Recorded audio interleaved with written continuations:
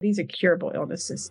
And that we're very, very close to that. And one of the reasons why we did this Hope and Help thing was because I freak out when I hear about people that have reached their last thread and I haven't been able to inject into them the optimism that they need to hear from me, a frontline investigator, a frontline clinician. We are so close. This is not the time to give up on this field or yourself because we are so close. So if I ever got one message across, is that we are already helping people a lot, but we believe that these are curable illnesses, not just treatable illnesses.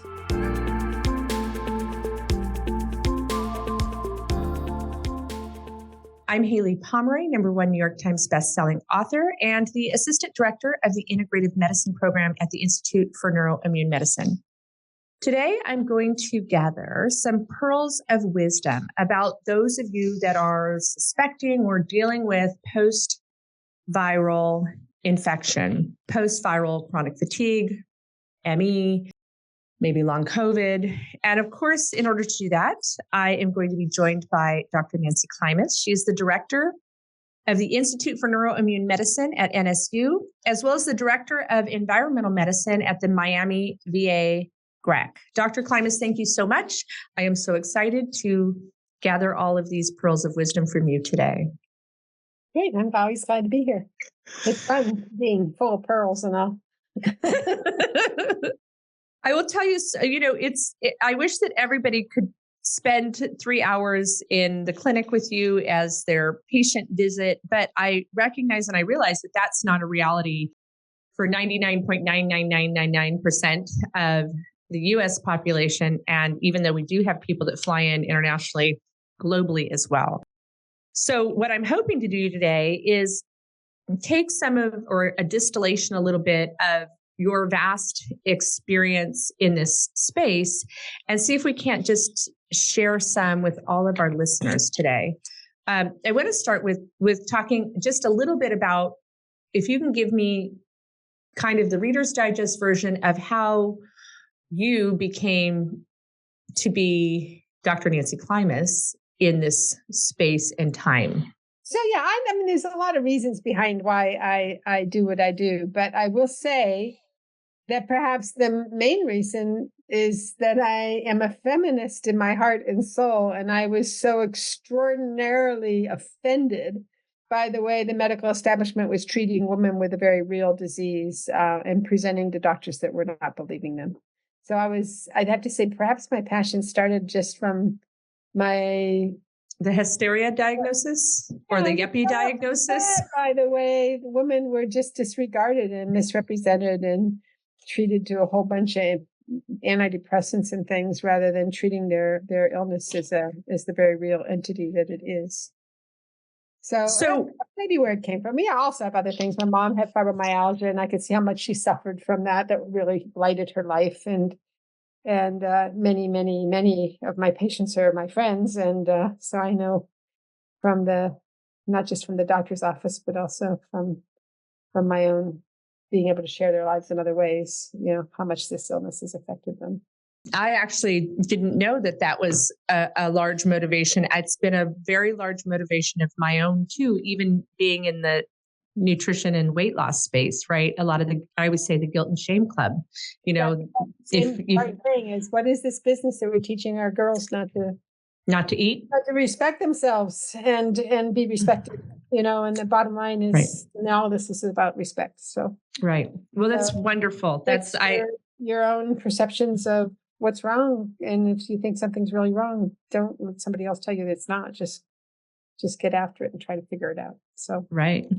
So I want to kind of dissect it a little bit today and talk about individuals that maybe haven't had a post-viral or post-episodic toxic injury diagnosis. Individuals that are just feel like they can't, like they're losing traction. They can't gain traction. They can't move forward in their health and wellness. They're having, fatigue, lack of sleep, pain, headaches. Like, how does a person, what are some, I'm looking for 3 things. This is me in my spreadsheets. I'm looking for 3 things that they can take action on. If a person's listening to this type of conversation, say, wait a minute, maybe that's going on with me. What are some of the things that they can take action on? there's a lot of a lot of differences from person to person. But if someone comes in, if someone's feeling like their life is different, that they feel fatigued all the time, ill, like not right, having trouble concentrating, thinking, perhaps has a lot of body pain, episodes where their heart's racing and they're dizzy and that type of thing. That is very serious stuff, and it's not to be ignored. It's not something that you can just say, well, if you get a good night's sleep, it'll get better. There are a number of different things that can be impacting people that have this illness. So in your head, you have to say, when did it start and what got this going? And you may not be able to figure it out. It may have come on kind of slowly, but often it came on post-virally. So becoming like a good historian of their health? Yeah, get an understanding. When did I start getting sick? Because sometimes you just tolerate an awful lot of misery. Right. Finally say, oh man, this isn't right. And then you have to go back in your head and go, when did I feel right? When was the last time I felt right? And sometimes you have to figure that out. And you might not, but if you can. I'll give my own example. I don't have ME/CFS, thank goodness, but I had something that was miserable. And I was wondering, what's going on here? Well, what happened to me was during the pandemic, I was working from home, and it turned out my home was sick, that I was being exposed to a tremendous amount of mold. Being a stubborn, seemingly knowledgeable, but not about yourself person, I let it go on and on and on and on until my friends were saying, all you do is cough. What's going on with you? And I finally got the workup, and lo and behold, I had something really profound going on, and my house was trying to kill me. So that was my experience. I had to go back and say, when did this start? Well, it started when I started staying at home all the time. Right. And then, why? Environmental medicine doctor who knows stuff. Why would that happen? Oh my gosh, what's going on in my house? Because it wasn't that obvious until I hired somebody to come check my house out. I had Dr. Sharon McQuillan, my splendid doctor, who did my work and sent this lady to my house. And no matter what I said, she made sure she came, and she said, aha, look what's going on. And she solved my problem. Hey guys, it's Haylie again. Right about now, you might have questions that pertain to you and only to you. Let's continue the conversation. Go to HayliePalmer.com/member and get a free 30-day trial of my membership community. You're going to love this place. Post your questions, ask your questions, grab some downloads, and let's get you the help you deserve. For me anyways, when I was kind of trying to navigate my autoimmune disorder, I felt dumb. I mean, I just felt like I can't figure it out because I don't have the knowledge base. But if someone like you sometimes has to go back and say, wait a minute, what's going on? I appreciate the humility that you just shared with me, because it made me suddenly feel less about how long it took me to get some answers. And also, my sister, the architect, diagnosed my thyroid disease. Not the first time I've been willing to ignore problems. I love that. So have good people around you. Exactly. I like also that you said that life is different in your body is a big deal. And I know that a lot of times women, they say, well, you're just a mom now, or you've had kids, or it was the pregnancy, or you're going through menopause, or you're going through divorce, or you're going through. And all these things are symptomatic of you having the inability to manage your stress level, or your right. Blame. Yeah. Game. Yeah. The blame game. If I was just less stressed, I would be a healthy person. I just laugh at that one because, first off, I challenge you to find someone whose life is stress-free. Go ahead. Right. I have one person that might fit the bill. She's a mushroom farmer. And she does a lot of yoga and meditation. So just maybe she's there. But I don't know anybody else like that. Right. And when the hurricanes hit, I'm sure she's pretty stressed. Probably true. So if a person is out there and I validate that it's a big deal, that this is a big deal and it needs resolution and it needs attention. To get a sense of what triggered it, because that'll give you some clues. So one of the hardest things we've had since the pandemic is post-COVID, right? Because it turns out long COVID can follow an asymptomatic infection. You don't even have to know you had COVID to get long COVID. Isn't that something? That's yes. Initially we were only looking for the people that got hospitalized and they were so sick and they were going to have post-COVID sequelae. Well, it turned out that wasn't necessary. You just had to have COVID. And then it turned out it wasn't even necessary to know you had COVID. There's long COVID. So anyone that came up with an ME/CFS-like illness in the last 4 years, we're assuming had a COVID trigger. That's a huge assumption because some of them got it the ME/CFS way with some other virus. But since that was the predominant virus that we were dealing with in the last 4 years, it's mostly going to be long COVID. And that the majority of the population was exposed to. I mean, although the majority of the population is exposed to mono EBV too. Absolutely. And that's a whole nother path. We can go down that path, but let's go back to the things that happened at the beginning. When did you first notice if you were sick? And was there something that you can line up with that beginning of your illness? You may not be able to, and that's okay. The next thing is, what makes you worse? That's a really important thing that you can do now. Okay. What makes you worse? Well, the most common thing that makes people worse is having a halfway decent day and then going out and seizing the world and trying to do everything they didn't get done the last week because they felt lousy. That will always cause relapses. So getting the understanding of the cycle of exertion-induced relapse is a very common thing. And getting a sense of how to prevent that follows. So if you don't recognize it, you can't fix it. But there are other things that trigger. And like look at my house. If somebody had been in my house with ME/CFS, right, would have been really, really sick. Thank God that none of my house guests in that window of time were ME patients. But that's an example.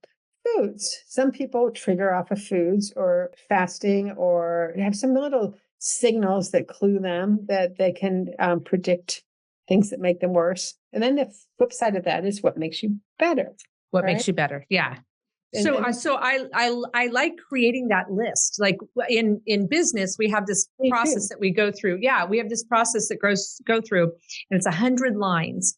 And we say, okay, everything that's irritating you, a potential bottleneck. I mean, little things.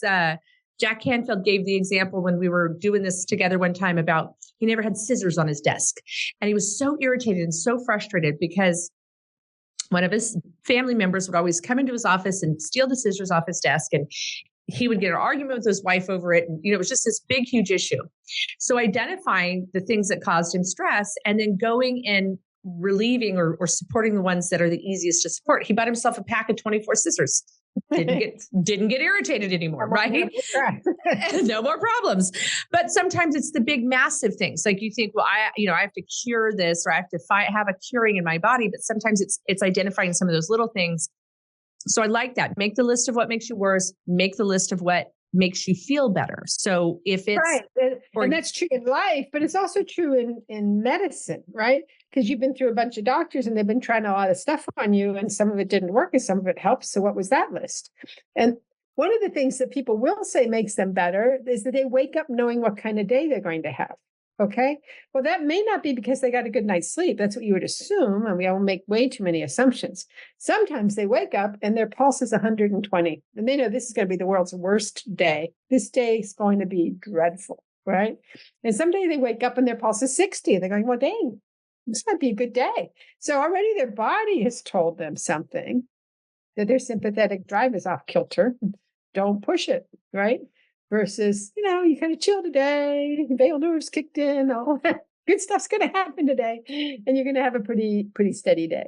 So get really, I'm going to call that get really intimate with yourself. Yeah. Listen to your body. Yourself, right? Know yourself. Yeah, know it. And don't let anybody else talk you out of it. That's my big thing, right? Once you know yourself, don't let anybody else tell you, that spends an hour with you that they don't know what. Call that the good day, bad day list.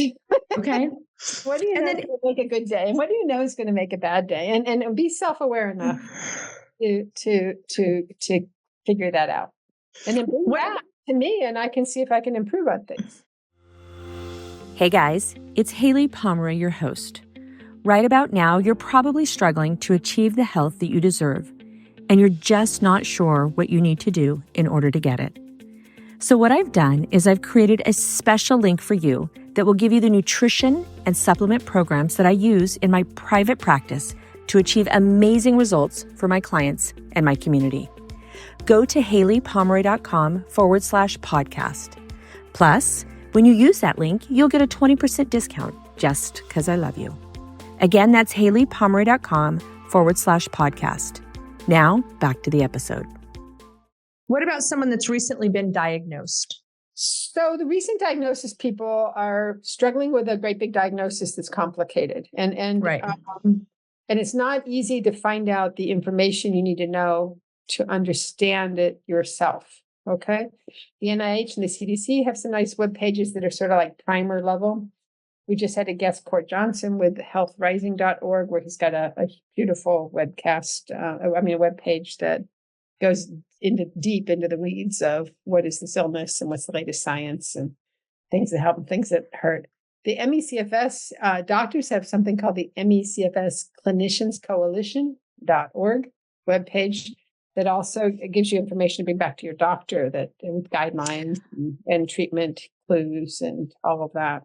I like that. So educate yourself about it.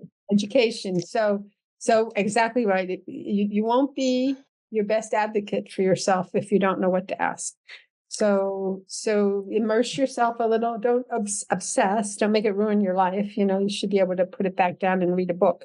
But do try to learn a lot, because you can't assume that your providers are well informed, and you may have to help guide them towards information, or at least find out, who are the local clinicians that know something about this. And sometimes when we think about, I'm going to use that word, so educate, then we advocate. Sometimes people can feel like the word advocacy has to have combativeness or confrontation. Sometimes advocacy, medical advocacy, can be the most loving thing that you can do, because you invite your practitioner on the journey with you. They are on the journey. They aren't the journey, right? It's you that's got this going on. And so, and know that, physicians are advocates. They fight for you with your insurance company every day to cover for the things you need. I mean, they've been advocating from the day they stepped into their first practice. So advocating with you on your behalf to find your way is part of the job, and it's part of the mission and part of what attracts people towards the field. So right. It's not an unreasonable ask to ask your doctor to learn new things and to help you, guide you. That's what they try to do anyway, guide you towards the best possible health you can have. So Dr. Klimas, when we talk about pearls of wisdom, can you give me some, and I don't want to use the word generalizations, but some things that you see that, and just because things are common doesn't mean they're normal, but things that you see that there is some commonality in this with things to focus on. Like you've always shared with me that, you hit the sleep. Like if we can get people sleeping, that is, it helps the trajectory. Sometimes it's, get their nutrition right. What are some really important, like if you were to say there's 3 things that for the next 90 days, I want you to just kind of, because when you start reading about it and you start advocating, it's complex. If I could say just, what can we distill down in 3 areas that a person could say, I'm going to invest time, energy, effort into working on this? Well, since you brought up sleep, let's just start there, okay? Because sleep does matter, and I'm not minimizing it. And let's also say that a primary sleep disorder can look just like this, so it has to be ruled out. If you had sleep apnea that's untreated or some other kind of sleep disorder, you're going to have profound fatigue. Your body's going to hurt. You're not going to be able to think. I mean, the symptoms are exactly the same. Wow. Okay. So straight up, everybody that comes in initially gets a sleep consult. Nobody can leave my practice the first time without making sure, if it's not already been done, that they've had a sleep assessment, because people get all better. We always want to get people all better, Yeah. Treat something and it gets all better. Well, yay. I know Cindy Bateman told me a great story about some poor guy that lost everything, his business, his wife, his family. He was practically homeless, and only to discover that he in fact had sleep apnea, and that the severity of his illness was being driven by complete lack of restorative sleep. Wow. So it happens, okay? And it does not necessarily mean you have MECFS or long COVID. It can be a sleep disorder.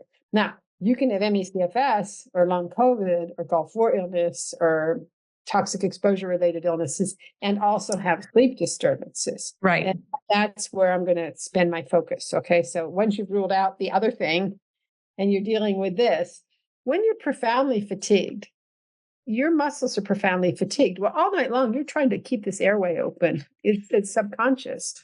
but you're keeping an airway open. So this upper airway resistance, a little different than classic sleep apnea, but upper airway resistance can happen. And how do you know?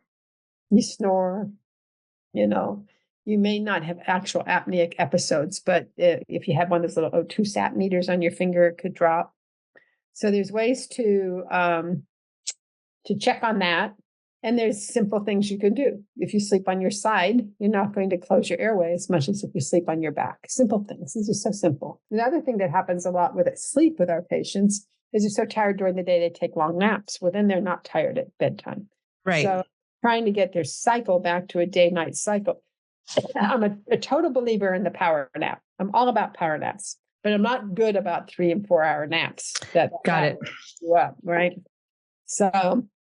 So trying to get people back into a nighttime cycle. And then another important thing that happens in the morning when you wake up is you reset your circadian rhythm, but not without sunlight. You know how important it is to just walk outside for 5 or 10 minutes when you wake up in the morning and let the body know that the sun is risen. I noticed that since I work from home a lot, I don't do that. I mean, I used to get up and get ready and go into the office, right? When I work from home, I get up and go to my office and there is no sunshine. I mean, there's a window, but there's no sunshine in that 10-step, 13-step process, So I force myself. I really have to force myself. I sleep better when my morning routine, my morning hygiene routine makes more of an impact on my night sleeping for me anyway. I'm with you on that. In fact, I'm the last person to still have a paper newspaper because I have to walk out to the end of my driveway. And then while I'm there, I've set a nice little bench out in the middle of my yard. I sit there, I read my paper in the morning because the other important thing is vitamin D needs at least 20 minutes of sunlight a day. So in South Florida, the best time to get sunlight is in the morning because it's hot in the afternoon. You're not going to be out there at noontime. But for me to go, get my morning paper, hang out, read the 20 minutes worth of paper. I bring my tea out with me. I'm all set, ready to go. I got a morning routine and my vitamin D is kicking and my circadian rhythms have kicked off correctly. And that's a good way to start a day. So that's another little sleep day-night cycle trick. That there is a problem with sleep, and I don't want to say it's so simple because our patients have a terrible time with sleep. Right. It's because their sympathetic nervous systems are so messed up that they're driving daytime signals in their brain at night while they're sleeping. Okay, so they have this usually what rest, relax, restore. That's parasympathetic, sympathetic, parasympathetic, the balancing act that our bodies are doing all the time. Sympathetic is adrenaline, right? And the opposite of that is parasympathetic. And at nighttime, you're supposed to rest, relax, restore. You should have your parasympathetic going. Your heart rate should be low. You're breathing very steady. You're digesting. You're perfusing your core and repairing a bunch of tissue that was needing repair and taking toxins away. And all that's happening while you're sleeping. But if you're on sympathetic drive during the night, that's not happening. You're not in a deep stage of sleep. It's going to mess up your memory because you never got REM sleep. You're not restoring. You're not recovering your tissues over the night. So this vagal thing is really important. And there are tricks, and you can see whole podcasts on the vagal nerve. But the idea of trying to get back into a rhythm, parasympathetic rhythm at nighttime, it's terribly important. Some of it's just simple breathing stuff as you're falling asleep and just trying to retrain your body to have more parasympathetic time. Looking at everything all the time. And I love to look at, they used to call them chat rooms. Here I go dating myself again, right? Chat rooms with my yellow pages and my Reader's Digest. But in community, Reddit, I'll be cool for a minute. People talk about that is, so that's what people talk about, doing therapies like low-dose naltrexone and melatonin. I mean, there's a lot of different things that you can work with your team to address, but addressing sleep is a big deal. Yeah, taking that on. But if you're going to take that on to a doctor, I often talk about using your doctor's time wisely. I'd make an appointment for just that and then make another appointment for something else because it takes some time to unravel the sleep thing. I love that suggestion. Don't just jam up an appointment with your 5 things you want to cover with your doctor. Make 5 appointments if you have to. But if you got something that needs some deep thinking and working through, sleep is one of them. And what would be another one? Like if I'm again, the person's been diagnosed either long COVID, viral reactivation, post-viral infection or post-viral illness, we're going to focus. I'm going to say, look, just because it is so complex, we're going to focus on sleep. What comes next? I'm a nutritionist. That's a really good idea. And it depends a little on the individual, what's bugging them the most. But I would, the big ones. Okay. Sleep is a big one. Dysautonomia. It's a huge deal. And we can spend a whole visit just on trying to get the autonomic nervous system moving in the right direction. Easily. The autonomic nervous system is important. That sympathetic, parasympathetic thing I was talking about. But it affects so many things. And that's where POTS is, and slow gut motility and gastroparesis and all these other symptoms. People come in with 1,000 different symptoms, but when you look at their underpinnings or diagnostic codes, and you're like, well, that's autonomic and that's autonomic and that's autonomic. Underneath it all, it's, the balance of sympathetic, parasympathetic. That's the whole visit. Easy. A big one is bioenergetics. Just how are your mitochondria? What is your energy? What's your antioxidant status like? What do you eat? That's so important. What do you eat? What don't you eat? What are your supplements? Are your supplements making you feel better or aren't they? Do we need to do a do-over and start over? There's very sophisticated ways to measure nutrient balances. We do that a lot in our clinic with different types of just laboratory tests to measure levels of many, many dozens of things to try to understand the status of critical bioenergetic vitamins and other things, the antioxidants and the way the pathways are working, if anything's hung up, and the genetics of that. That's all kind of a big, messy appointment, but it's a terribly important appointment to try to untangle. It's hours. I envision in my brain while I'm listening to this, because I always try to go, well, how do I put it into practical aspect in a clinical setting? And I go, okay, we talked about, educating and advocating and learning, and then the big hitters. So I'm going, okay, so like Monday, Wednesday, Friday, like Monday, I'm going to learn all about sleep and sleep hygiene and, think about learning about things too. Yeah. Because sometimes if you can set them down, you're also like when you talked about obsessing over it, like you can set it down and you can say, today's my focus on sleep. Wednesday's my focus on dysautonomia. I want to learn about POTS. I want to check my blood pressure. I want to see, and there's some like compression stockings. There's some really non-invasive, nurturing, profound things that can make a difference. And then maybe on Fridays, I'm going to focus on what is my nutrition protocol? What is my supplement protocol? Get that organized, get that defined, so that you're not every night or every day going, I'm not sleeping and I didn't work well. And, I don't know, just kind of sometimes those little bite-sized learnings, because this is complicated. It's also a good way to manage a doctor, because, one of the things, our visits are weird because you get 2 hours initial and a 1 hour follow-up, and you can actually cover some ground. But the average doctor's spending 20 minutes with you. Right. Oh, wow. 20 minutes, 7. If you're lucky. For a high complexity visit, I will say one thing that I didn't mention, and we talked just recently about the things that have changed. And one thing that changed for us that's helped us is that Medicare changed billing to allow long visits for high complexity disease. And that has changed how much time you spend with your doctor. If they can check the right boxes, they're allowed to spend more time with you.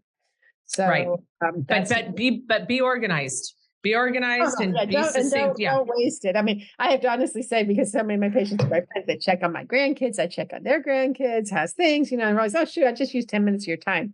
Now I owe you an extra 10 minutes. Oh, you're so chatty. But that's the point is, use your time with your doctor wisely. And one way, when you're particularly in these early stages, when you're just getting your management together, to spend enough time on the big complicated things that you come away knowing what the plan is and why. Now, later on, when you're, okay, this is my dysautonomia regimen, and this is what I'm doing for SUPs, and this is what my sleep is doing, and my immune system and the virals, blah, blah, blah. I know what I'm doing. Now I come in for a follow-up appointment, and I tick too and say, this, and this is doing well. And, I'm having some symptoms over here. And then you can be the whole person that you are in a single visit and cover all the tabs. But initially, sometimes you take multiple visits to get the different bits organized enough that everyone's in agreement on what the plan is. I agree. I love this. And if everybody, I mean, this is like, just how to start tackling this 101, right? And I'm just going to distill it down, that if your life is different, if you're feeling different, if it doesn't feel right, that's a big deal. That you want to become a good historian for your health. When was the last time you felt better? When was the last time you felt good? When did things change? What did you notice first? I love making a list of what makes you worse, so you don't have to think about it. It's just easily identified, and what also makes you better, and double down on that. I love to educate for yourself, to advocate for yourself, and then to start focusing on some of the things that I don't want to use the word basic because they're really profound. If these three things were under control, if everybody said, Dr. Klimas, we're not going to send you a patient. We're going to first take care and work on their sleep, their dysautonomia, their nutrition, and their supplementation, and then we'll send them to you. You would be like, whew, thank you. Just getting them organized, right? I could do 30-minute appointments. That'd be great. Right. But the patient you guys can do that. All of you out there, you can start to just take these kind of concepts and get organized with the process. You're in it for the long haul, right? This journey is one where the more versed, the more organized, and it's really hard because you feel not well or awful or having cognitive issues, but also don't hesitate to ask for help. If you have this kind of instruction manual, right? This 101 that Dr. Klimas just set out, you can hand that to a friend or a loved one and said, hey, I need you to help me, become a good historian. Can I just dictate this to you? What makes me worse? What makes me better? And get help and support for that. Dr. Klimas, any other pearls of wisdom that you want to, I just wanted to give people a starting place. The immune system, since I am an immunologist, I should mention. Please. So, as I sit here talking about everything else, and every once in a while I have to own that, I'm a clinical immunologist. That's my original training and certification and how I got into this field. And yet here I am being a dysautonomia, sleep, bioenergetics doctor. which all profoundly impact, at least me. I used to think that immunology was like an event-driven episode. Like you cut yourself, you get a bacterial infection, you get a tooth infection. That's the immunology. I mean, me or a viral infection. It is so about adaptation. Oh, yeah. So, just think about that sympathetic overdrive, just having so much adrenaline circulating, that just totally trashes the immune system. Right. So you can't say it's separate these, that they're not silos of thinking. They're very connected ways of thinking. And so you have to fix them, right? That's really important. But back in the immune system space, there's another really important thing to notice, which is that the part of the immune system that's not working the best is the part that's antiviral. Okay. Specifically, the part that keeps old viruses from reactivating, the one that's supposed to be watching and snapping those little viruses up if they try to pop out again. And that is pretty busted. It's a pretty broken system. And so we spend a lot of our time trying to repair the immune system. And then the other thing that's wrong with the immune system that is driving a lot of inflammation, and particularly inflammation in the brain. So we spend a fair amount of time in our practice trying to find things that are anti-inflammatory for the brain. Yeah, it's totally messed up because if you have oxidative stress, you're going to have inflammation in your brain. So when I say I'm dealing with bioenergetics and antioxidants and things, those are not simply treating energy in the brain. Those are treating inflammation in the brain. Right. And so you have to see the big picture of this, that you can't just tease it apart into its single little bits, because you're going to end up on a cocktail kind of approach of intervention where you're taking care of these very interactive elements to try to get a new balance, a new homeostatic balance, and get back to health in that kind of way. I keep saying this kind of anytime someone sticks a microphone in front of my face.